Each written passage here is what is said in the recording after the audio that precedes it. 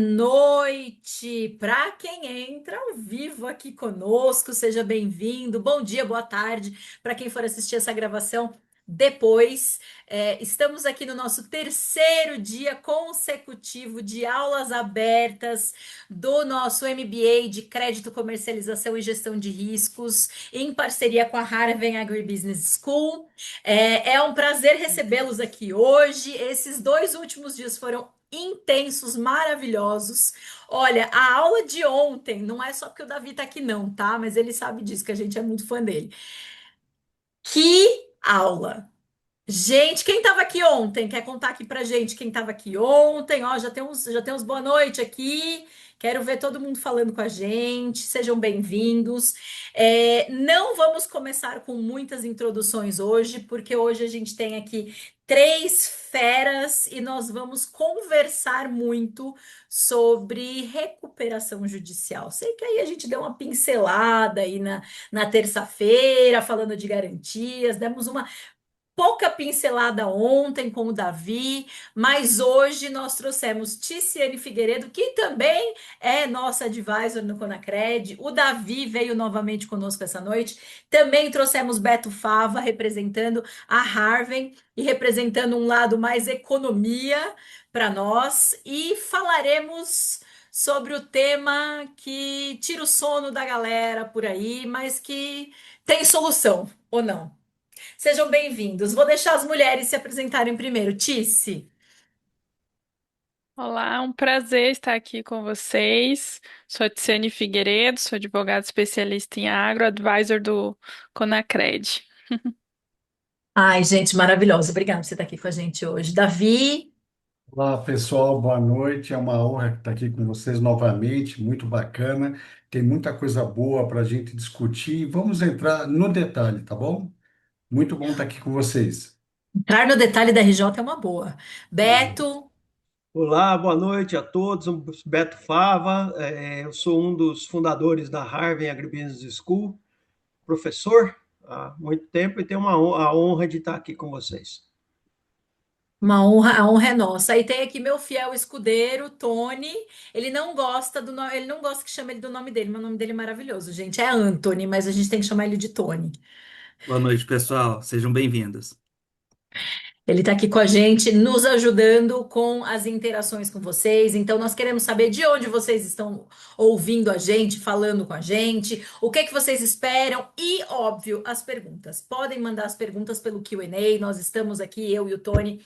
E tem mais uma equipe nossa aqui também no background aqui, trabalhando também. E vocês podem mandar as suas perguntas, mandar as suas dúvidas, mandar comentários pelo Q&A, pelo chat que nós estamos fazendo essa interação. Vamos lá. O que temos, Tice, Davi e Beto, para falar neste último dia de aula aberta em um webinar? E, ó, pasmem, no MBA teremos também painéis assim, tá? De profissionais incríveis. Muito bom. Acho que eu posso começar. É, eu acho, primeiramente, né, vou falar de novo, boa noite aí pro pessoal. Vi que entrou um time novo aí, o pessoal do Goiás, Mato Grosso, então a gente está com o Brasil todo aqui sendo representado. E eu acredito que a gente vai falar de RJ, só que eu vou puxar um pouco para um tema que vem um pouco antes, né, da RJ, que eu acho muito importante, por causa que a gente tem que falar da estruturação e concessão de crédito, né? Quando o produtor, eu vou focar aqui em produtor, né? Quando o produtor entra em recuperação judicial, o mercado sempre pergunta: o que que aconteceu, né? Então todo mundo corre, vai lá para o processo, né? Começa a olhar a petição, começa a olhar se está na lista de credores. Essa é a preocupação pungente naquele momento. Mas do nosso lado, eu acredito que a pergunta correta de fato a se fazer é como é que a gente chegou neste cenário, né? Eu acho que essa é a pergunta a se fazer. E aí, como é que a gente chegou, né, nesse cenário? De que forma essa como é que você virou o credor naquela lista de credores da recuperação judicial? Como é que esse crédito ele foi analisado e concedido para chegar ali? E tentando fazer uma analogia aqui com, a gente sempre fala de gestão e governança dentro da porteira, eu acho que a gente tem que trazer isso aqui para fora da porteira também, porque se para o produtor plantar, dentre tantas coisas que ele tem que fazer, é necessário que ele faça uma boa análise de solo, né, e um tratamento, um preparo desse solo.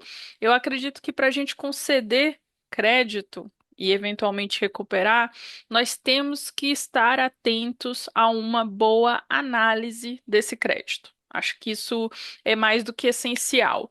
E eu acho que uma pergunta que todos vocês têm que responder nesse momento é se nós estamos analisando a capacidade de pagamento desses clientes ou apenas a capacidade de contratar dívida, né? De fazer abertura de crédito. A resposta é totalmente diferente e eu acho que é essencial que a gente se atente, a essa pergunta, que a gente olhe isso com cuidado, porque quando a recuperação judicial é protocolada, o tempo de estratégia desse crédito já passou, já foi, né? E o produtor está sendo avaliado ali na RJ para ver se ele cumpre os requisitos, mas o teu crédito também está sendo analisado, né, de certa forma, para entender qual é a qualidade desse crédito, qual é a prioridade tua no recebimento, qual vai ser o teu poder de barganha, de discussão nessa recuperação judicial. Então, então não é no momento da recuperação judicial que isso é feito, é antes, é na análise, é na concessão, é na preparação do solo. E a gente não pode falar de análise, concessão, né? Enfim, preparação de solo aqui, sem falar de garantias, porque se a gente pensa em concessão de crédito como uma forma, né? Análise e concessão de crédito como uma certa forma de decisão de risco, né? A gente tem que pensar na garantia como uma gestão desse risco. E essa garantia, ela precisa funcionar num cenário adverso. Caso contrário, ela não é garantia, né? Ela não está garantindo nada. E é por isso que passa um teste, se essa garantia vai ser questionada, se ela foi, né, formalmente registrada, se as cláusulas fornecem uma proteção adequada para esse credor. E aí você descobre ou não, né, a sua prioridade ali no recebimento, né? Então, quando a gente está pensando nessa análise e concessão, muito antes da RJ, cujos efeitos nós veremos no cenário de RJ, quando o teu nome estiver na lista, a gente tem que responder uma pergunta, né? Uma outra pergunta. Eu acho que aqui eu vou tentar deixar várias perguntas para vocês responderem. Que é se a garan... não é se a garantia é suficiente hoje, mas se ela para de pé, se o seu crédito para de pé num cenário de recuperação judicial. E aqui eu não estou falando, até a gente brincou um pouco antes de iniciar, né, de qual é a melhor garantia, vamos fazer alienação fiduciária de imóvel. Não é esse o ponto. Quando a gente fala que eu falei de mitigação de risco, quando a gente fala de mitigação de risco, o que a gente tem que fazer com risco, pensando em crédito? O risco ele tem que ser mapeado, precificado e mitigado, né? Então, quando a gente está no cenário de recuperação judicial e há aquele espanto, né, sobre a recuperação judicial, eu acho que já gera uma preocupação da qualidade da análise do crédito concedido. Esse é um primeiro ponto.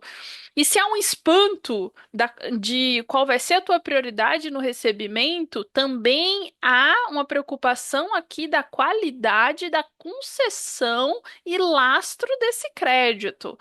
Porque a RJ, ela é o resultado de um cenário de insolvência que vai se mostrando aos poucos. Quando a gente faz a análise, em retrospectiva, você começa a verificar um grande endividamento, um passivo judicial grande, uma quantidade absurda de garantias, cruzadas entre aquele grupo.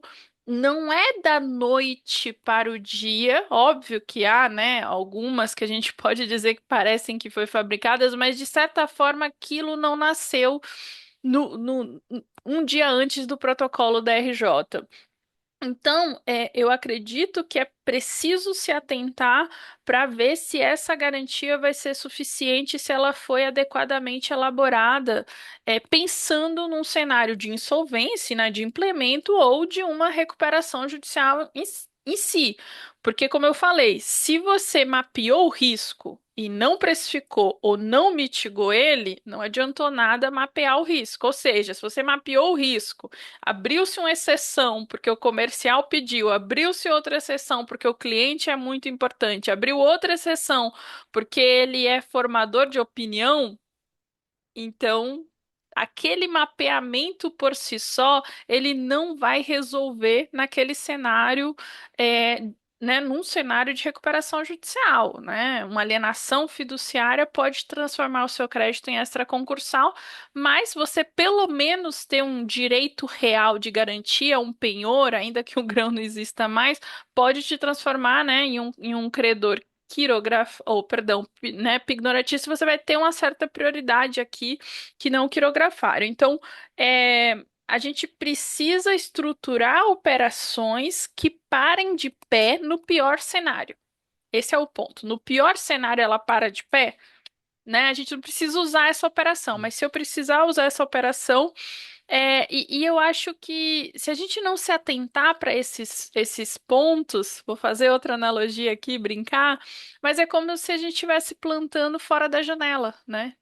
Então, assim, a gente pode até colher, pode até ter produtividade, mas qualquer adversidade vai comprometer a produtividade ali, né? Então, é um risco que está sendo assumido e risco tem que ser mitigado. E eu acho que o maior erro que a gente vê aqui no mercado é de não fazer, de certa forma, um feijão com arroz bem feito, né? Eu acho que às vezes se preocupa tanto em sofisticar as estruturas e deixar tudo aquilo muito completo, mas não há uma sofisticação dos critérios de análise e concessão de crédito olhando para o cenário macro, né? Então só olha aquele produtor, olha o IR, não olha o cenário macro, todas as outras características do que precisariam ser analisadas nesse crédito e que impactariam a concessão. Então, né, fazer operação sofisticada com clientes desorganizado, ter uma estrutura jurídica frágil, ter o jurídico ou o crédito, né, de certa forma, mas o jurídico sendo acionado só num cenário de execução ou judicialização daquele crédito, né? E aí o Davi também vai falar, mas ou tendo crédito cujo trabalho para quando o do jurídico começa, sendo que os dois precisam andar lado a lado dentro dessa, né, desse prisma. E aí, para encerrar um pouco minha fala, deixar os colegas falarem também, depois ouvir vocês. Eu acho que tudo isso, assim, que eu trouxe de uma forma aqui um pouco mais resumida, reflete nos impactos que a gente está vendo nas recuperações judiciais. A gente vê credores com créditos quirografários sofrendo porque para aquele produtor fez um limite free ou, né, outras estruturas. É, perde, né, o poder de negociação nas operações, acaba sofrendo um deságio muito grande. E aí é um ponto assim muito emblemático, né? Porque quando a gente pensa aqui nesse cenário, no final vocês estão perdendo margem. né? Que é a parte mais preocupante. Então, eu acho que o mercado ele precisa entender que ele não perde necessariamente, eu acho que pensando assim, né? Se a gente fizer um jogo do crédito com mais experiência prática no que está se fazendo, né? Robustez na análise, uma massa crítica na análise e na concessão, olhando esses possíveis cenários, né? Então a gente tem que se preocupar com o pagamento, né? Não só com a capacidade de adquirir dívidas, né? Eu acho que esse é um ponto. E a gente precisa estruturar operações que resistam dentro desse ciclo que é o ciclo atual que a gente está vivendo é, no setor. A gente não vai sobreviver se a gente ficar só reagindo a essas crises. Eu acho que a gente tem que construir estruturas sólidas, né? Aqui pensando para quando a gente estiver no cenário de recuperação judicial, que já não vai ser mais cenário de estratégia, a não ser estratégia jurídica mesmo, do contencioso, a gente está melhor preparado. Acho que essa era um pouco do que eu queria trazer aqui. Ah, excelente, Tice. Boa colocação. É um gancho importante para a gente relembrar fatos que não pode ficar de lado, né? Dentro da minha história, aí, 36 anos lidando com crédito, concessão de crédito, uma das coisas que eu briguei lá no começo, estou falando nos anos 90, e olha que coincidência boa, quem estava do meu lado na época era o Adalto. O Adalto do Jorge Tercílio era o meu funcionário da época, que eu briguei na posição que eu queria ter alguém do contencioso jurídico na minha equipe, do meu lado, tomando decisões comigo. Estou falando final dos anos 90, não estou falando agora 2015. E naquela época, a minha preocupação já era esta: olha, eu vou tomar uma decisão de riscos e a gente classifica da curva A, B, C, D e F a condição de score, de risco, capacidade, o que esse cliente está acontecendo. Quando a gente identifica que um cliente vem com viés de riscos mais altos, acende uma luz.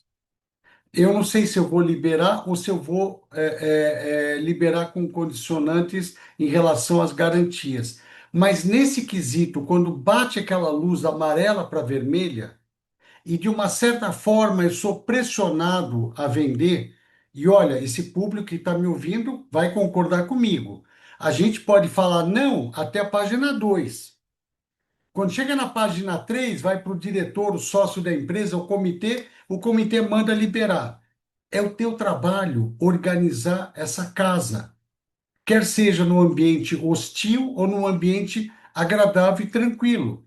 Então, quando a gente chega num cenário desse, que eu estou lidando com risco que já é médio alto, o que a gente predefine? O que eu quero de condições para vender nesse cara com essas condições? O que eu vou pedir? O que eu quero de garantia? Como que eu vou monitorar?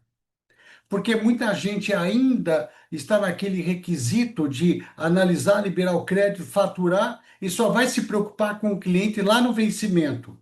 Isso é coisa do passado. Hoje em dia é praticamente obrigatório o monitoramento.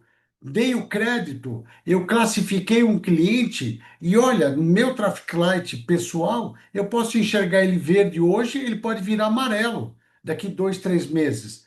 Ou por falta de chuva, ou porque aconteceu alguma coisa na área dele, alguma coisa pode acontecer, eu quero monitorar para saber em que cenário eu estou inserindo. Uma outra coisa que eu julgo ser muito importante é que quando eu estou sentindo que está havendo um problema, a última coisa que eu devo fazer é ficar quieto. Eu tenho que me levantar e correr para o cliente e começar a conversar com ele. Eu quero tirar informações dele, eu quero oferecer alguma coisa diferente, eu quero ser uma prioridade quando eu desconfiar ou imaginar de alguma coisa. No meu entender, um bom gestor de crédito não pode ser surpreendido pela RJ.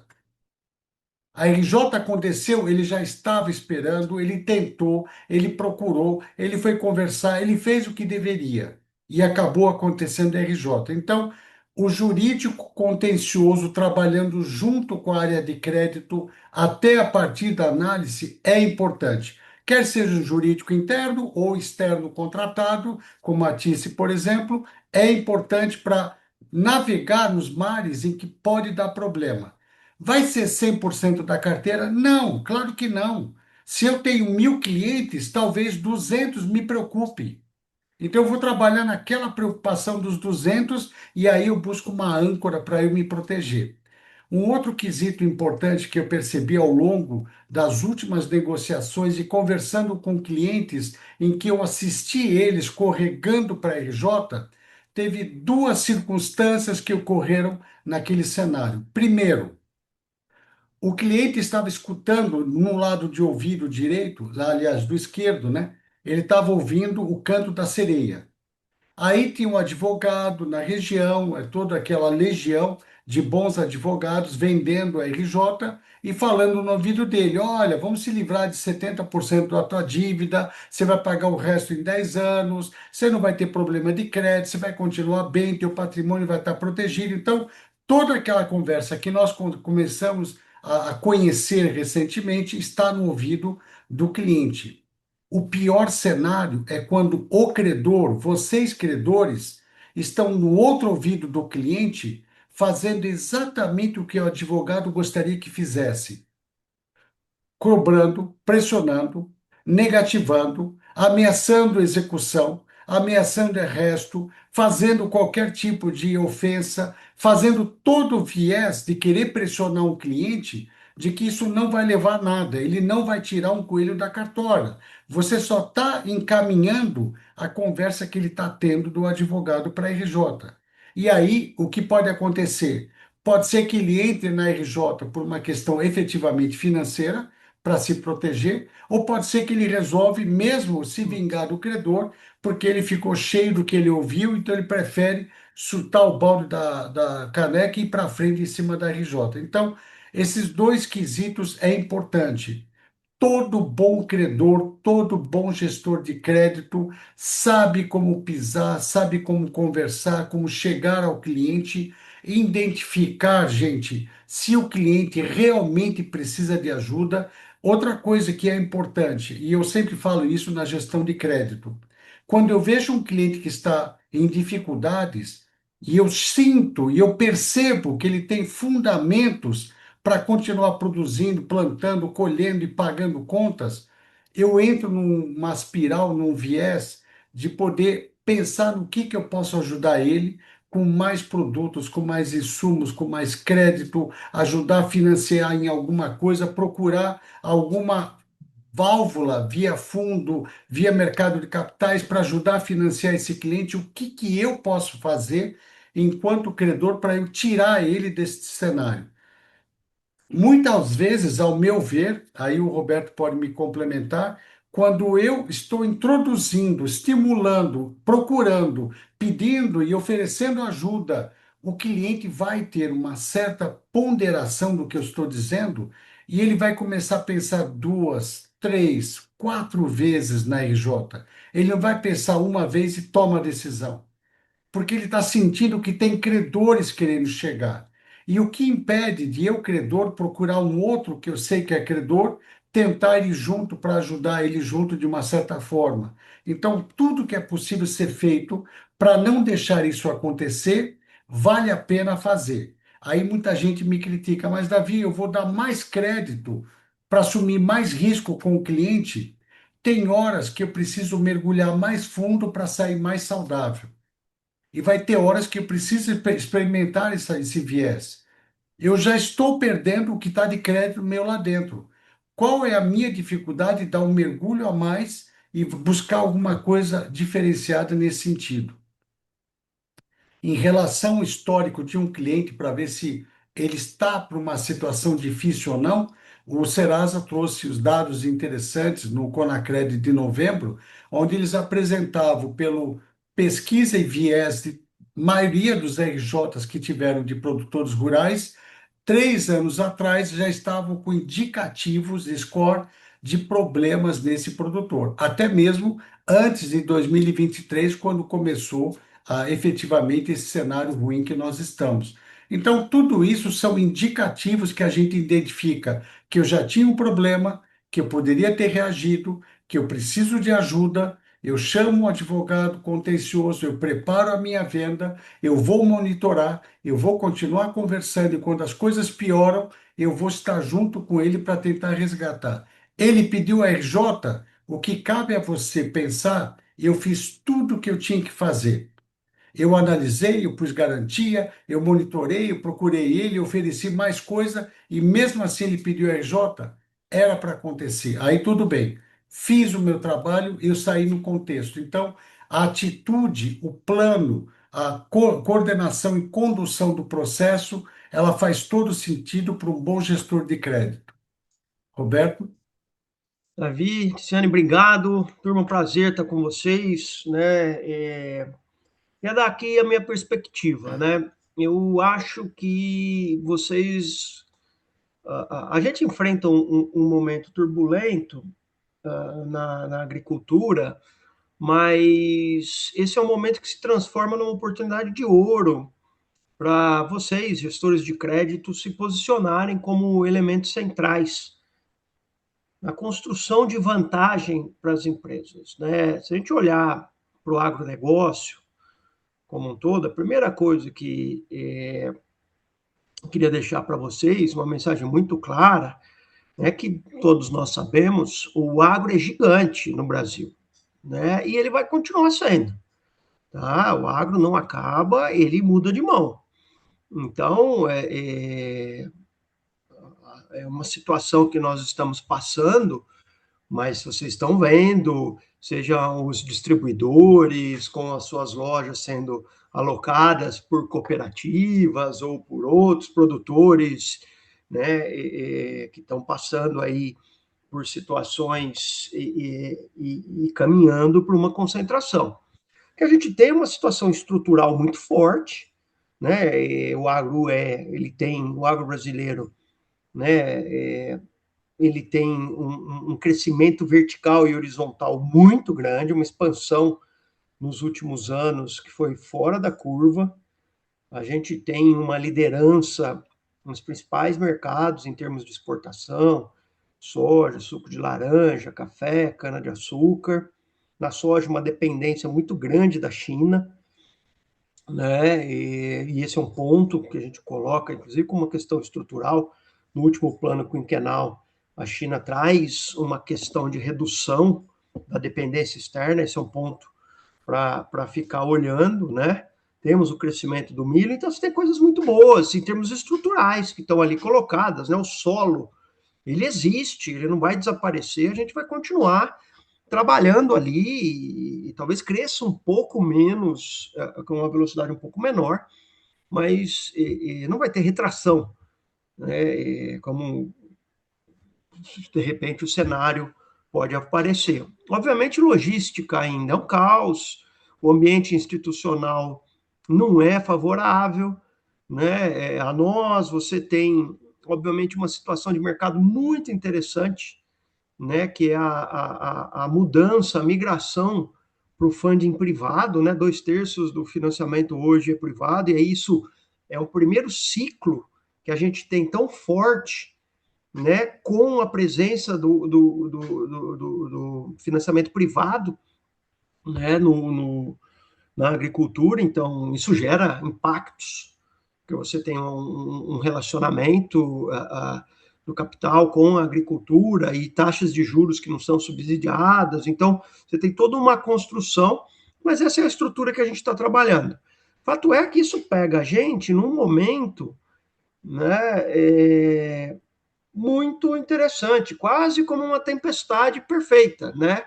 Se você olhar, você tem, obviamente, um momento de estoques muito, muito altos, redução de crescimento de países importadores como a China, você tem as questões, o dólar se desvalorizando, né, em relação a todas as moedas do mundo. Então, não é que o real está se valorizando, é o dólar está perdendo força, né? Você tem um custo de insumos muito alto, muito elevado.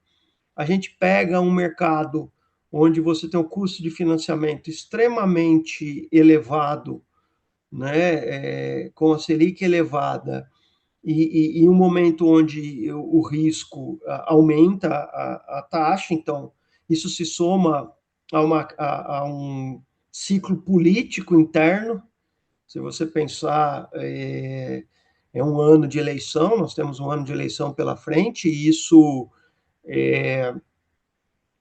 nos leva a ter certeza fiscal, algumas questões de risco regulatório, mas principalmente um populismo econômico, né? E esse populismo econômico, ele não deve fazer com que você tenha um equilíbrio fiscal e que, por exemplo, a taxa de juros vá se reduzir. Por que eu estou colocando isso? Porque esse cenário, né, ele vai se desenhando numa situação de um ciclo, né, que nos leva ainda para uma discussão que não tende a piorar, mas também não tende a gente ter, para próxima safra, pelo menos, um cenário diferente do que a gente tem hoje. Ou seja, vai ser um cenário complexo, vai ser um cenário desafiador, vai continuar sendo um cenário de desafio para as organizações implementarem as suas estratégias, sejam essas estratégias de crescimento, sejam essas estratégias de retomada, de recuperação. E aí é que eu vejo vocês, né, a gestão de crédito, os gestores de crédito, pré-recuperação judicial, porque depois, com a questão da recuperação judicial, aí você vai ter, como o Davi colocou, medidas contenciosas, né? Mas vocês passam a ser elementos centrais para a construção de vantagem competitiva das empresas que vão vencer. Né? Esse é, para mim, a grande oportunidade que está na mesa. A capacidade, né, de vender, de identificar aqueles bons clientes com capacidade e autorizar o crédito para aqueles clientes faz com que a empresa cresça em relação aos seus concorrentes, né, num patamar muito mais saudável, e também evitando que você acabe concedendo crédito para aqueles que não vão pagar ou que vão entrar em recuperação judicial e afetar a qualidade da empresa. Então, esse momento, para mim, é um momento, né, que 3 mensagens nesse começo, antes da gente caminhar aí para o nosso bate-papo, para a nossa discussão. O agro está aí, né? Ele vai continuar importante, vai continuar grande, vai continuar crescendo, talvez não as taxas que estavam colocadas nos últimos anos, inclusive gerando uma certa euforia. Nós temos e estamos em um ambiente desafiador, complexo, né? E a oportunidade para o gestor de crédito é incrível, como para se transformar numa função, num elemento de vantagem competitiva para as empresas. Aqueles que conseguirem enxergar o ambiente, depois eu até comento um pouquinho mais disso na hora que a gente for bater o papo, mas enxergar o cenário, conseguir conectar com a demanda do cliente, conseguir estar alinhado com a estratégia da empresa e fizer a integração, vai estar à frente, né, ajudando a implementar a estratégia de onde crescer, que risco eu aceito, que estrutura que eu vou adotar para me trazer, como a Ticiane colocou, uma posição mais segura, né? Não na hora da concessão, mas na hora que você, por exemplo, enfrentar uma situação de recuperação judicial. Então, para mim, é um momento de desafio, mas aqui nós estamos na frente dos craques, né, daqueles que vão dizer quem vai para frente, quem vai vencer e quem vai ficar pelo caminho. Já tem pergunta boa aqui, viu, Beto? Opa! Vamos lá, Renato pergunta, qual é, imagino que mais pratice, mas vamos lá, quem quiser responder. Qual a melhor forma de se usar uma CPR para financiamentos de produtor em RJ? Seria a CPR física com penhor atrelada a barter? Preciso validar essa CPR junto ao AJ para que ela tenha eficácia e me mantenha fora da vala comum em relação aos demais credores?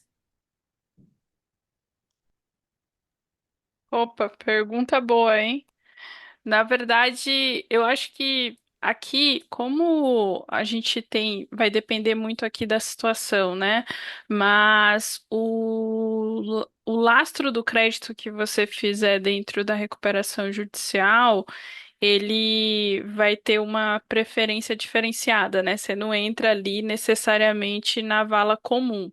Eu acho que quando a gente está falando de um produtor em recuperação judicial e você vai ser aqui um fornecedor parceiro, eu acho até que o Davi também pode complementar. Primeiro você tem que entender, né, se essa estratégia ela faz sentido, porque você vai alavancar mais crédito dentro desse produtor. Você tem que entender se até antes de entrar na garantia, né? Tô voltando aqui na questão da análise, porque você tem que entender. Muitas vezes ele quer mais de você do que ele vai realmente te oferecer, porque você tem que pensar não só no crédito novo, mas e o que ficou para trás? Você vai receber esse crédito em quais circunstâncias? Porque neste momento, essa constituição da garantia é o teu poder de barganha, né, dessa nova concessão de crédito, é também o teu poder de barganha para ver como é que ele vai apresentar ali, entre aspas, um plano que seja adequado e interessante aqui também para todos. Pensando em garantia, quando a gente fala da CPR numa operação de barter, ela vai ser extraconcursal anyway, né? Ou uma CPR, seja financeira ou física, com alienação fiduciária de produtos, ela também vai ser, né? Mas independente do direito real sobre, né, esse bem, eu acho que até uma das colegas colocou aqui, né, falou que eles fazem a Jovassi fala que faz o acompanhamento em loco e tudo mais, a garantia tem que existir, né? Porque a única graça da gente conseguir arrestar esse grão é que o grão exista e ele tenha sido plantado na fazenda. A gente está vendo situações atualmente que o produtor tá ali a garantia de primeiro grau e ele não plantou ou não plantou o produto. Tua garantia de soja, ele foi lá naquela fazenda, ele plantou milho, parece até proposital, né? E na outra que tinha CPR de milho, ele plantou soja. Ele inverteu, ninguém tem prioridade e começa a briga aqui entre os credores. Eu vou complementar um pouco mais a resposta da Tice. É, vamos pensar no seguinte ambiente. Eu estou concluindo que você já é um credor, que você está entrando no viés de um acordo para ser um credor prioritário, né? Que você vai receber o seu pagamento em detrimento dos demais em condições diferenciadas, está tudo certo. E nesse acordo, claro, que deve estar condicionado à venda de mais insumos para que ele possa te pagar. Quando a gente vai pegar a garantia num cenário como este, desse modo, eu já tenho que prever o pior cenário. Lembrando que o gestor de crédito sempre desenha o pior cenário. Quando você está lidando com um acordo de um cliente RJ, você já vai estar prevendo se esse cliente pode quebrar no meio do caminho e falir. Porque na RJ ele já está meio que debaixo de água, você não sabe se ele vai ter capacidade para tudo que ele precisa diante dos acordos que estão acontecendo. Então, no meu viés, se eu tivesse que entrar num acordo desse com o cliente, eu quero identificar todas as bases de acordo dele para que ele me convença que ele tem capacidade de continuar plantando, produzindo, ele tem um caixa para o diesel, para funcionário, para tocar fazenda, que ele tem fundamentos de maquinários, que ele tem tudo aquilo que precisa, no mínimo, para ele me convencer que vale a pena eu colocar mais dinheiro depois dessa RJ para reverter ela para mim. Aí a garantia é crucial. Mas, com base num barter deste, eu tenho que, a partir do momento que eu fiz a garantia do BAT, ou alienação fiduciária, o monitoramento começa a partir daquele momento. O que a Tice falou é extremamente importante. Imagina que dá para fazer monitoramento por satélite, inicialmente, e eu consigo identificar, assim que a planta começa a abrir para germinar, o que ele plantou. Se ele plantou algodão, soja, milho, o que ele plantou. Identificando o que ele plantou na área que eu estou traçando pela CPR, mudou aquilo, eu imediatamente tenho que procurar ele, notificar, para fazer um aditivo em cartório e mudar a commodity naquele momento, não esperar o vencimento na colheita. Então, isso tem uma atitude para ser tomada antes. Quando acontecer alguma coisa, olha que eu estou dizendo que é extremamente importante isso para você tomar uma decisão. Qualquer mal conduta do produtor naquele momento, a partir de quando você deu mais crédito, qualquer conduta que seja um desvio de conduta, de caráter, de decisão, de produção, qualquer coisa que esteja acontecendo, você tem que se posicionar e denunciar isso em juízo, porque isso pode lhe trazer prejuízos e tem que ter uma interferência externa em relação à atitude que ele está tomando. Exemplo, eu vou exagerar, mas tomo como exemplo. Ah, ele começou e trocou todas as caminhonetes novas da família inteira. É uma atitude que não faz sentido para quem está com aperto de caixa, para quem está precisando de crédito, está em RJ. Isso não faz muito sentido. Então, qualquer atitude que você descubra de má conduta tem que ser notificado e tem que vir a texto. E quando estiver chegando no momento de germinação, para ter o enchimento de grãos daquela colheita, tem que ter um monitoramento presencial. Ou você contrata alguém, ou põe alguém da empresa, tem que monitorar aquela área que é tua dia e noite até o momento da colheita para você puxar aquela colheita para você. Você tem que imaginar que você está no pior cenário para tentar recuperar aquele crédito que não vai ter outra forma. E aí você, quem sabe, sai do acordo. Mas tem uma coisa que eu quero complementar no comentário da Tice. Eu não sei se vocês já souberam. Já tem vários produtores que pediram RJ a partir de 22 para 23, que hoje ele já está arrependido. Hoje, aquela historinha que o contencioso pôs no vídeo dele, o produtor já se arrependeu, porque ele não conseguiu, e não consegue, gente, não consegue, não adianta. Se você acha que a receita de uma safra vai lhe garantir capital e giro para todo momento daqui para a eternidade, isso é um sonho. Isso não vai acontecer. Então, o produtor perdeu o crédito, ele não consegue plantar na área toda que ele tinha, ele não está conseguindo cumprir o acordo que ele fez do plano que ele apresentou, ele já está pensando em apresentar um outro plano. Já tivemos casos de RJ entrar no segundo plano, no terceiro, então vai acabar caindo por uma falência, porque ele não tem mais fôlego, ele está arrependido. E, infelizmente, esse tipo de viés de ocorrência não está proliferando ainda no mercado como um todo. Quando todos os produtores começarem a ter as notícias que estão acontecendo com aqueles que pediram RJ, que vão perceber que praticamente nenhum está conseguindo sobreviver depois disso, aí é capaz que eles vão votar em si e vão começar a pensar duas vezes antes de escutar o canto da sereia.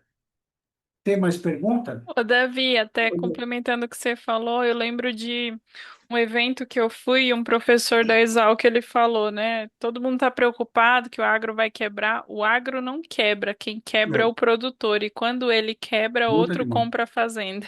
Isso, a fazenda Olha, não quebra, é só muda de mão. muda de mão.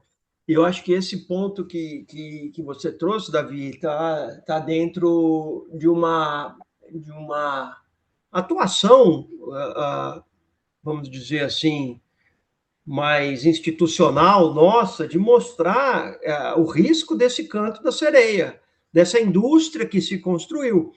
Porque, de repente, essa saída parece ser uma saída mágica, mas no final das contas ela não resolve. Ela cria mais problemas para o produtor e a gente precisa ser uma voz para isso, estar ao lado do produtor, ver, conseguir buscar, ter uma atuação, entender do negócio dele, né? Para entender quais são as capacidades, mas também propagar esses riscos para que o mercado e aquele que está pensando em tomar essa atitude pense claramente nos riscos para o negócio dele. Recentemente, eu acho que todo mundo deve ter Gente, ouvido a gente tem falar. umas perguntas cabeludas aqui, viu? Vocês se Vamos, preparam. vamos nessa, só deixa eu comentar uma coisa interessante. Pessoal, não deveria ter acontecido. Eu não faria isso. Mas, recentemente, um diretor executivo do Banco do Brasil declarou abertamente que todo CPF que estivesse em RJ, ele não teria mais crédito no Banco do Brasil nunca mais na vida. Isso foi público, gente, foi publicado. Vocês imaginam quanto isso repercute? Vamos para as perguntas. Bora. Ó, tem aqui o Jean, vou para o Jean primeiro, depois tem uma no Q&A, mas a do Q&A é cabeluda, tá? Jean pergunta, sou uma cooperativa e forneço crédito ao meu cooperado. Por ser atos cooperativos, eu fornecendo o crédito ao cooperado já é extraconcursal? Ou ainda precisa mais algum crivo, como alienação, por exemplo? Olha, eu vou dar uma dica eu vou deixar a Tice falar depois, mas eu vou dar uma dica do que eu escutei de uma cooperativa de crédito, né? Porque ela também não entra na RJ, né? Na condição dela de cooperativa não entra. Mas aí eu percebi que o executivo falou comigo, aliviado. Olha, o pessoal está pedindo RJ, mas eu não tenho problema. A minha pergunta é esta: você vai conseguir receber o teu dinheiro com eles estando em RJ? Esquece a questão de vocês ter essa concursão ou não. Você vai receber tua conta? Você não vai receber. Então, o que que mudou?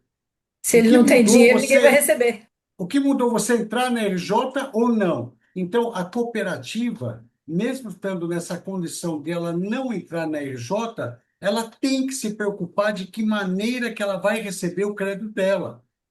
Fatalmente, ele vai ser o primeiro que ele vai procurar a cooperativa para continuar fornecendo insumos.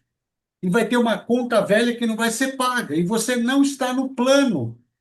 Olha que interessante. Ou A até antes, cooperativa. né, Davi? Não, mas mesmo que seja A gente fala depois da na análise, tem RJ, que começar a se preocupar mais em ficar pro na análise, né? Por isso que a gente está não, aqui, sim. gente. Tem Eu ciência. estou indo no pior cenário. Já entrou em RJ, ele não vai entrar na RJ porque é extraconcursal, mas no final do dia, a cooperativa não consegue cobrar ele e ele quer mais insumos da cooperativa. Como é que ela se Ele estrutura ganha, para mas ele não receber? leva, né, Davi? Ele ganha, mas ele É não isso. leva. Tira o E doce da boca da criança. e até respondendo ali a pergunta dele, na verdade, assim, não é. Obviamente, a jurisprudência já tem se posicionado de que sim, né, seria extraconcursal, mas tem que ser um ato cooperativo típico. Nem todas as operações das cooperativas de crédito elas se configuram, né? Então, o contrato tem que estar vinculado ali à condição de cooperado. O crédito tem que decorrer da atividade fim da cooperativa, né? Então, e aqui tudo é interessante porque a gente puxa de como foi estruturada a operação e o contrato. Então, é preciso ter um conhecimento, né, um pouco mais aprofundado disso até para estruturar. Então, se você é uma cooperativa de crédito e você, né, quer se aproveitar, né, dessa extra concursalidade, tem que estruturar bem a operação. Mas eu concordo com o Davi que, assim, não adianta comemorar tudo, é igual eu falei, não adianta ter uma alienação fiduciária de uma soja que nunca foi plantada, né? O que eu vou ir atrás de quê, né? No final eu vou com os outros, né, com os outros atrás de outros créditos. Então, acho que esse é um ponto importante. E só para finalizar, acho que vai muito de encontro com o que o Davi trouxe, é assim, a gente tem que olhar que nesse cenário de grande insolvência, a gente para de competir, né, entre aspas, com os devedores e começa a competir entre credores, e entre credores vira canibalismo. né? Então, esse é um ponto. Às vezes você fez essa estratégia porque você vai estruturar uma operação, né, lateral e tudo mais. Os credores vão estar de olho porque todo mundo quer receber. Então, esse é um ponto também de muito cuidado. O Jean até falou, né? A questão, então, é mesmo sendo cooperado, estruturar bem as garantias. É isso mesmo, Jean, porque senão não vai adiantar. Porque, assim, o juiz pode até não perceber, mas vem um credor. Que eu falei, no canibalismo, a gente olha tudo. Eu vou olhar, se o seu não é, você vai entrar aqui para a fila do pão, né? Então, esse é um ponto muito importante. Gente, posso ir para a cabeluda? Mas eu Vai. queria fazer uma provocação. Antes de responder a cabeluda, já vou até se preparando, porque antes de vocês responderem essa boa aqui, eu vou só fazer um. Vou chamá-los para algo diferente aqui, para falar um pouco da nossa pesquisa, mas vou deixar vocês pensando na resposta. Preparem-se, porque senta que lá vem a história. Recentemente, uma empresa entrou em recuperação judicial. Posteriormente, teve seu encerramento decretado. Porém, o plano aprovado permaneceu vigente, prevendo prazo de pagamento de 15 anos com deságio de 80% para os credores. Ocorre que um dos credores deixou de receber 3 parcelas previstas no plano. Ainda assim, houve decisão liberando a empresa da condição de recuperação judicial. Nesse caso, não caberia a fiscalização judicial acompanhar o cumprimento integral do plano, inclusive em relação aos credores de menor valor? Segunda pergunta. Quais medidas esse credor pode adotar para comunicar o descumprimento e resguardar o seu direito? Antes de vocês responderem, eu vou colocar algo aqui para nós, coisa rápida, só para chamar vocês para pensar um pouco em onde nós estamos e para que nível nós vamos. Alguém aqui quer mudar de nível? Ninguém, pelo visto, gente, mas não tem Todos, né? problema. Todos. Gente, novamente, quem já esteve aqui ontem e anteontem já viu, mas hoje a gente reduziu um pouquinho. A gente faz uma pesquisa de crédito, a Pesquisa Nacional de Crédito no Agronegócio, estudando o setor do crédito no agronegócio. Quem são esses profissionais, de onde eles vêm, o que eles comem, para onde eles vão? Primeiro, qual é a graduação, as 5 graduações mais típicas dos profissionais de crédito no agronegócio? A gente viu, dentre os nossos 1.061 respondentes de 2025, que administração, 45%, depois seguida de contabilidade, direito, agronomia e economia. Então, esses profissionais, eles têm uma graduação diversa. Aí perguntamos para eles e fizemos esse cruzamento de dados sobre cargos e escolaridade. Cargos, vamos focar aqui em roxinho, em azul clarinho, em laranja, que são gerência, diretoria e C-level, os cargos mais altos que a gente analisou aqui. A grande maioria aqui, ó, C-level tem pós-graduação, C-level tem mestrado, C-level é doutor. Algum C-level, pouca coisa, e tem ensino superior apenas. Gerência, muita gerência pós-graduada, muita gerência mestrada, muita gerência doutora. E diretoria, vemos aqui bastante diretor com mestrado e bastante gente, bastante diretor também com pós-graduação MBA.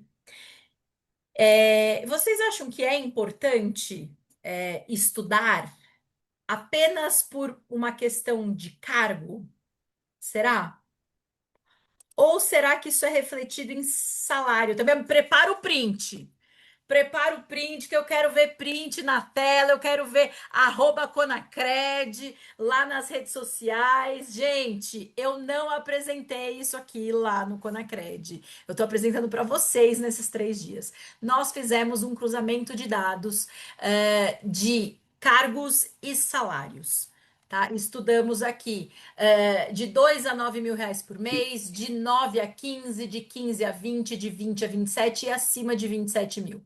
Já era de se esperar que cargos mais altos têm salários mais altos. Isso, né, é uma prática comum de mercado, não só no agronegócio, não só no crédito. Mas a gente tem aqui uma crescente bem interessante que está diretamente ligado, e o cargo está também ligado a quanto você estuda e quanto você se profissionaliza no setor, né? Já tiraram o print? Posso tirar da tela? Já mandaram, já mandaram no WhatsApp do chefe pedindo aumento? Ainda não? Quero só ver depois, hein, gente? E qual que é a nosso sonho? Nosso sonho é, daqui a algum tempo, ver que a grande maioria do setor está efetivamente profissionalizada no setor. Então, aí, 51 para o nosso sonho, 51% dos profissionais respondendo à nossa pesquisa daqui a uns anos, sendo especialista em crédito, comercialização e gestão de risco no agronegócio. Alguém está preparado para ser especialista em crédito, comercialização e gestão de risco no agronegócio? Tem alguém preparado aí? Eu nem estou vendo aqui o povo responder, gente. Opa, vamos lá. Ah, não. Tem. O Jovaci está preparado. E aí? Hoje a gente prometeu e eu posso entregar aqui. Vocês estão lembrados aí da pergunta, né? Não esquece da resposta da pergunta, não. Mas a gente tá. Eu vou entregar aqui para vocês, para até dar um tempinho a mais para vocês caminharem. E aí, uma pergunta provocativa que a gente faz: você está no mesmo cargo há quanto tempo e por quê? Hoje o mercado subiu de nível. Hoje o mercado não é mais igual e a gente precisa crescer. Senão a gente vai ficar para trás. Isso a gente fala em qualquer mercado, né? Até que nós fazendo eventos e nós fazendo reuniões de networking, a gente precisa se movimentar. Não dá para fazer o mesmo evento que a gente fez lá em 2015, 2016, 2017, ainda hoje. A gente tem que mudar todo ano. É por isso que nós nos unimos, o Conacred nos unimos com a Harvey. Estamos aqui com a Harvey representada pelo Beto, com uma chancela de autoridade. Nós não somos especialistas em educacional, mas a Harvey é. A Harvey não é especialista em crédito no agronegócio, mas nós somos. Então, unimos forças para trazer para vocês o melhor MBA possível no setor. Não existe nenhum outro. Então, este é pioneiro e você tem a oportunidade de estar na turma pioneira do MBA de Crédito, Comercialização e Gestão de Risco. Ontem a gente falou um pouquinho dos módulos e fiquem à vontade para mandar mensagem para nós, que a gente tem como explicar para vocês exatamente todos os módulos e todas as matérias que vão estar dentro de cada um, todas as disciplinas desses módulos. Mas, além desse conteúdo, a gente tem networking qualificado, que é um dos nossos pilares como Conacred. A gente vai fazer um TCC prático, não vai ser aquele negócio teórico que você nunca mais usa. Eu já fiz 3 nesse nível, tá? A gente faz e nunca mais você olha aquele TCC, nunca mais você usa para nada. E é muito triste isso. Vai ser realmente para desenvolver uma solução real para aquele problema que você tem na empresa agora. E é um formato híbrido com 3 encontros presenciais lá na sede da Harvey, em Ribeirão Preto. São encontros não obrigatórios. Então, você que está muito longe, não consegue vir, a gente vai transmitir isso ao vivo para você. Claro que, né, presencial são os 500. Então, você vai dominar a gestão de risco, você vai dominar as estruturas de crédito, você vai dominar a recuperação e crise, tudo isso com 20% de desconto para essa primeira turma nas próximas 48 horas, tá? E quem fizer nessas próximas 48 horas, eu vou mandar um livro do Conacred. E se duvidar, ainda boto a Tícia e o Davi para assinar o livro, porque eles são Ó, coautores. E assino e boto os dois para assinar e eu já reúno mais uns coautores para assinar o livro para vocês também. Bom, um MBA deste peso. Bom, tem lá 20%, temos 20% de desconto. Podemos parcelar nessas 48 horas em até 24 vezes e é exclusivo para essa primeira turma. Um MBA deste peso valeria 40 mil reais? É que é um preço que você vai lá em algumas outras instituições, né? É um preço de mercado de MBA. Vale 40 mil? vale, lógico. Vale 40 mil. Vale, Davi? Mas não é 40 mil. A gente, para ficar, nós estudamos o mercado para realmente caber dentro do bolso dos profissionais de crédito, porque a gente quer que vocês se especializem nisso. Estamos em 24 parcelas de 766 com esse desconto que nós falamos de 20% nessas 24 vezes. Então, Oportunidade única. oportunidade única nessas 48 horas para a gente dar um kickstart nessa primeira turma e formar Ah, vocês. Então, Maria, 20. complementar você aqui, eu acho, gente, alguns comentários. Primeiro, é uma união vencedora, tá? É o melhor conhecimento técnico do mercado, né, que está aí associado à Conacred, com o nosso conhecimento em gestão educacional, conteúdo, entrega prática, aplicação, fazer com que vocês absorvam o conhecimento. É por isso que a gente se juntou. E o nosso propósito aqui, e aí fica o convite para vocês, nós vamos formar uma tropa de elite. Né? Quando eu disse para vocês que a oportunidade está dada, né, para crescer na carreira, ocupar o espaço de influenciar a estratégia da empresa, nós estamos falando disso. Nós estamos falando de uma pessoa que conhece, tem as habilidades técnicas necessárias, né, de gestão do crédito em si, mas ele tem habilidades de gestão, habilidades interpessoais, soft skills, que aliada à motivação de vocês, faz com que vocês alavanquem na carreira, cresçam de posição, né, se tornem relevantes para a empresa e ajudem a empresa de vocês, como eu disse, a vencer no mercado. Né? Então, o conhecimento é a base para uma tomada de decisão melhor. E aí fica o nosso convite para vocês fazerem parte dessa tropa de elite que a gente está montando.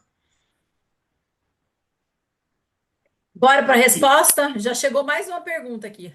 Isso, responde você primeiro, depois eu complemento. E aí Isso eu aí, me chama de abstenho, tá, boas. gente? Porque deixo com os especialistas aí. Boa. Olha, a pergunta ela é difícil para um advogado porque ela tem tantas nuances, mas eu vou tentar ser um pouco objetiva, desconsiderando várias perguntas que eu faria em cima dessa pergunta antes de respondê-la.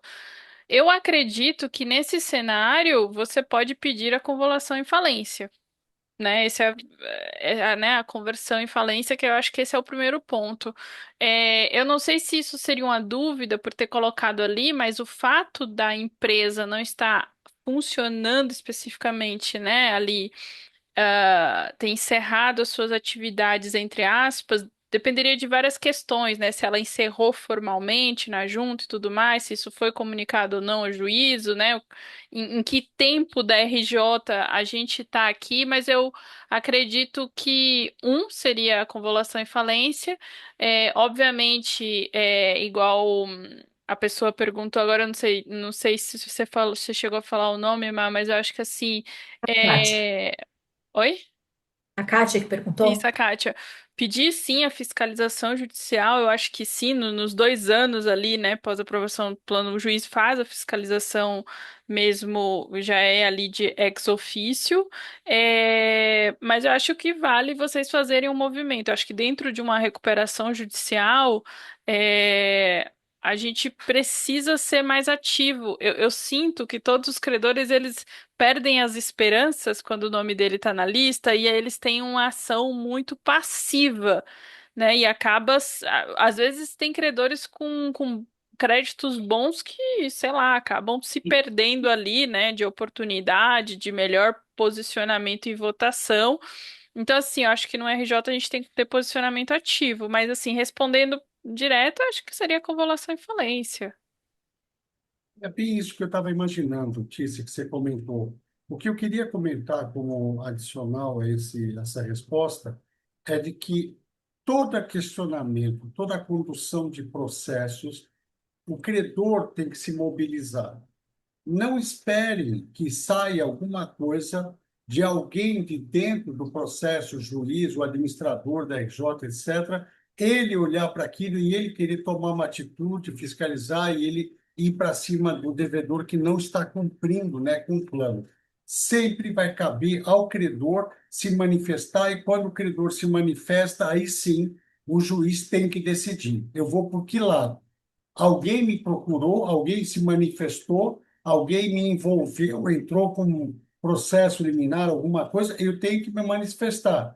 E até mesmo o que a Tice falou, pedir a falência dele, Claro que no primeiro momento o juiz vai ficar com a dó de novo do produtor ou a empresa, vai querer conversar de novo, mas vai ter que se mobilizar. Ele não pode ficar quieto e não responder a um processo de um credor. Então, a nossa recomendação, sempre que vocês sentirem que as coisas estão saindo dos trilhos, se manifestem, entre no processo, entre com alguma questão judicial para se manifestar a respeito. Pessoal, nós já passamos do horário, mas temos uma pergunta. Topam? Manda, manda. Alguém que não se identificou Uhum. perguntou: gostaria de saber sobre a declaração da essencialidade de bens da empresa em recuperação judicial e a negativa judicial de retomada de bens dados em garantia ou busca de valores, sendo que a CPR física seria o único meio de garantia válida. Pareceu mais uma informação do que uma É, pergunta, mas eu Sobre a vou. declaração da essencialidade de bens. É, mas qual é a dúvida, né? Não tem uma dúvida ali, mas assim, eu vou tentar responder pensando qual é a dúvida geral sobre esse tema. É, eu até brinquei, a gente está discutindo aqui uma nova lei, enfim, e aí a gente brincou que talvez a gente tivesse de fato que colocar que o juiz tem que cumprir a lei, né? Em alguma lei, colocar isso expressamente para ver se a gente não discute mais judicialmente as coisas, porque assim, já é dado pela própria lei a extraconcursalidade em caso de uma CPR física que teve, né, que tenha tido ali uma operação de barter, ou antecipação de valores, ou no caso de CPR física ou financeira, que tenha garantia de alienação fiduciária. Então, já seria extra concursal, né? Vamos colocar assim, e aí não teria, aí a gente não poderia considerar aqui a essencialidade do bem, que já é um tema que, apesar de polêmico, a gente tem várias decisões muito boas que trazem que o grão, né, não é considerado um bem essencial ali. Tá? Mas assim, vai depender o grau de discussão vai depender de qual é o estado, porque a gente tem os tribunais ali, como é que eles estão se posicionando, mas no fundo, e aqui por experiências recentes, a gente conseguiu ultrapassar, superar, né, em alguns casos, esse tema. Mas é óbvio, quando o produtor pede a blindagem, ele pede tudo, tudo é essencial, né? Todos os bens, os imóveis, e aí mesmo no caso de uma alienação fiduciária de imóvel, às vezes na consolidação, você, né, eles entram com pedido de liminar no meio ali dos leilões. Então, se a pergunta é, há discussões sobre a questão da essencialidade? Ainda há discussões, a gente tem visto cada vez mais as discussões sobre os grãos, né? Serem derrubadas, a gente está conseguindo sim consolidar, arrestar e consolidar ali a propriedade dos grãos, mesma coisa sobre os imóveis. No caso do imóvel, ainda tem que respeitar um pouco mais o stay period, né, de certa forma, mas ainda assim a gente está avançando assim, baby steps.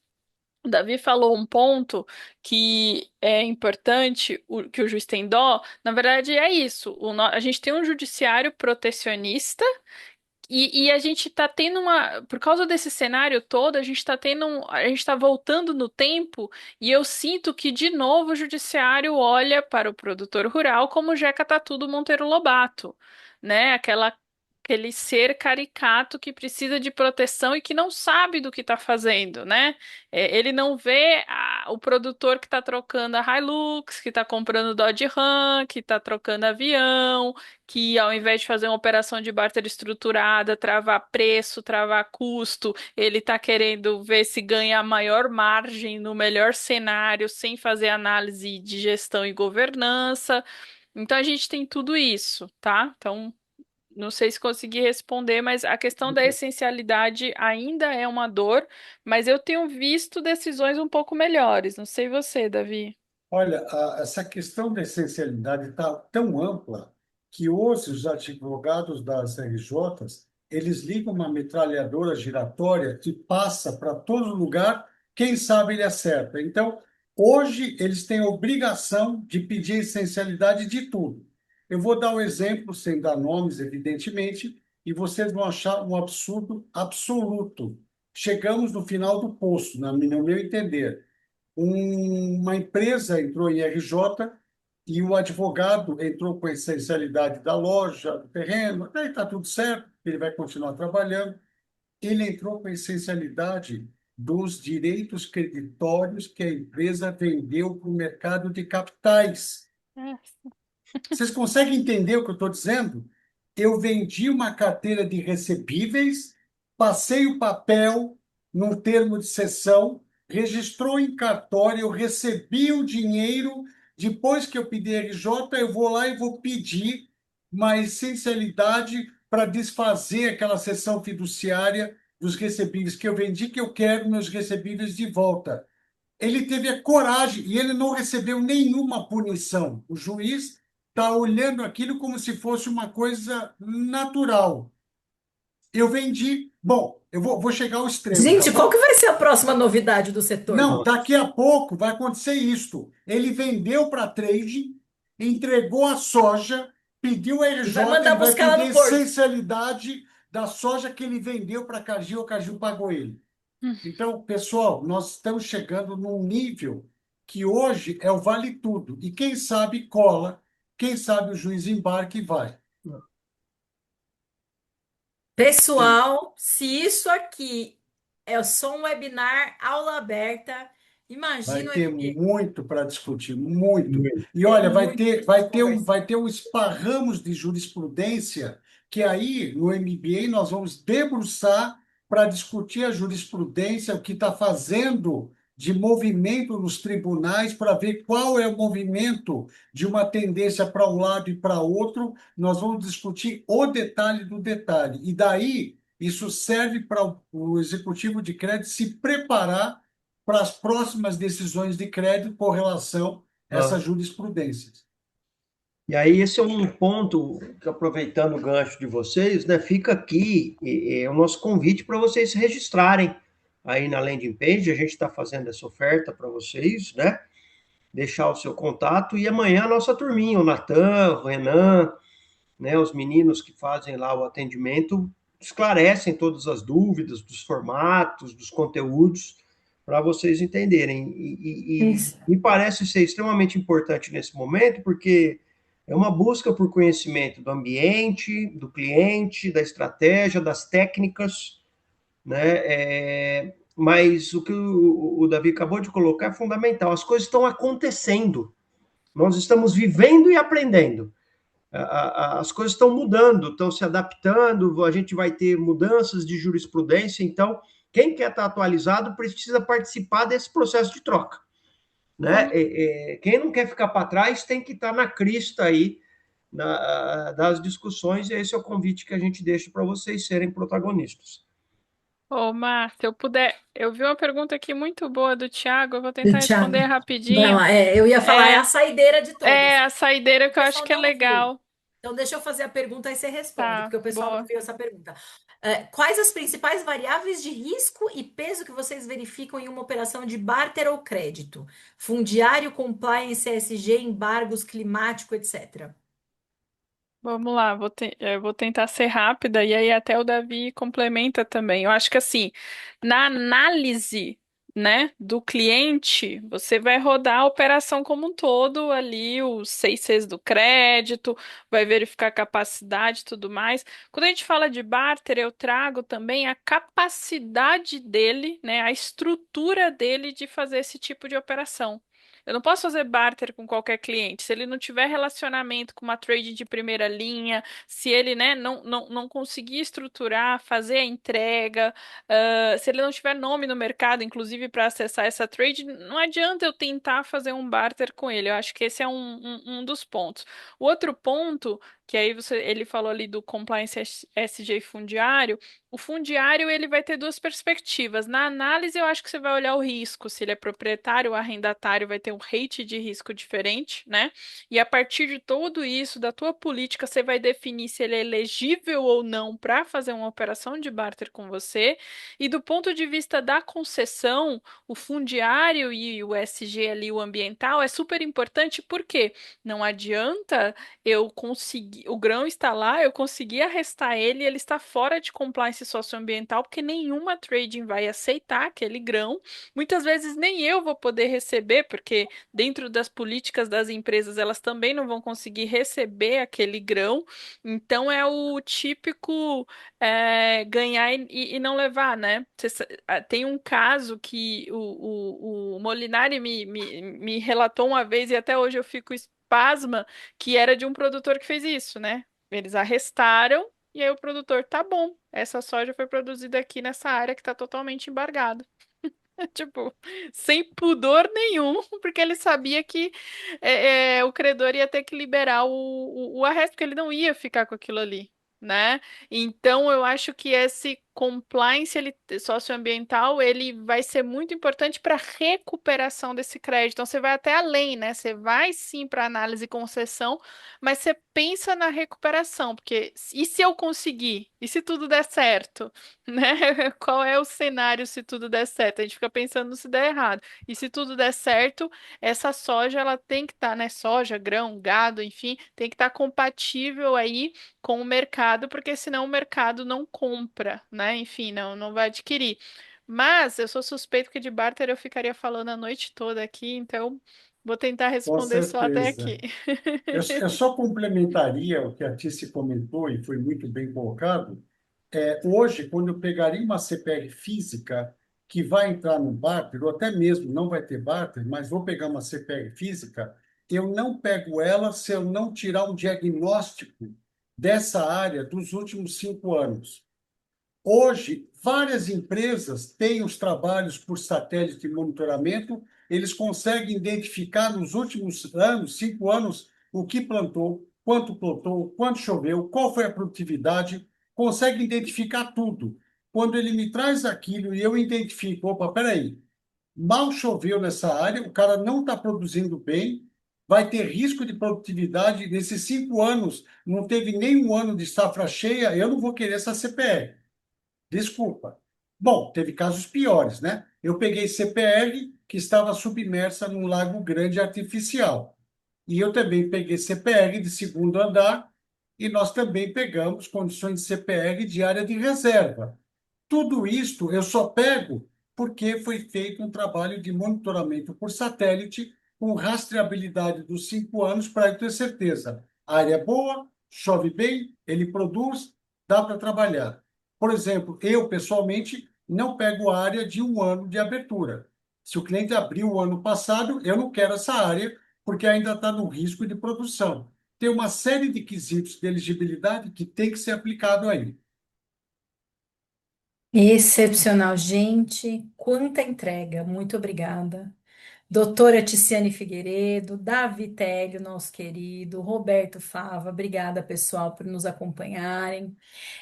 Espero que vocês tenham gostado dessa nossa série maravilhosa de 3 dias intensos, mas estamos com mais um ano e meio por vir de muita intensidade e muito conteúdo. E doutora Ticiane será nossa professora, Davi será nosso professor, Roberto estará conosco. Então, preparem-se e pode mandar um WhatsApp lá e chama o pessoal da Harvard para a gente já iniciar esse MBA. Um abraço, excelente noite para todos. Um Esperamos abraço, Abraço, pessoal. vocês. Boa noite. Tchau. parabéns.